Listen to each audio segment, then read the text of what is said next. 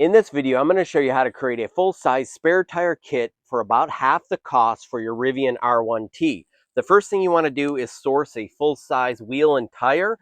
Online, you can get them for about $400 from eBay. I picked this one up from Facebook Marketplace for about $300. And then moving over here to the toolkit, a link to all the products is in the description and above. The first thing you're going to need to do is get a 10 or 12 ton jack. I like the 12 ton because it lifts the truck further. 10 tons will do the jobs. I can tell you that 8 ton is too short. It doesn't lift it tall enough. And then moving over here is the lifting puck. This engages the frame.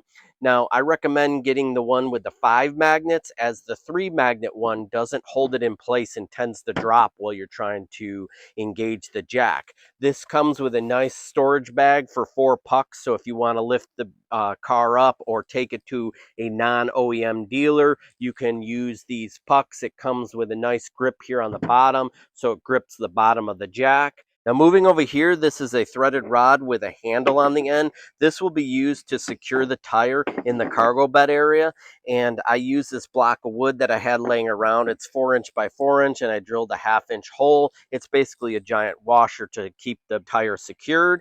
And then I have this 22mm socket with the breaker bar. Now all of these products are listed in the description. So let's get started with installing it in the bed. To gain access to the spare tire area in the truck bed, use this lever here. Open this up. And some of the trucks have a storage cargo separator in here. It's mounted. You're going to use a 16mm socket to remove that cargo separator. Lift this all the way up so I can gain access to it. Get up in the truck bed. And then what I want to do is flip the tire over so it's face down. This way it gives me access to put the other tools in this area. I'm going to go ahead and put the socket and the wrench in this bag so it doesn't mar up anything and bounce around. To secure the tire, I'm going to use this little block of wood with a hole in it and the threaded rod with the knob on it. I'm going to take it and I'm going to secure it to the frame like this. Move that around like this. Get that engaged. All right, there we have it. And then I'm going to take some towels. I'm going to go ahead and lay them around like this.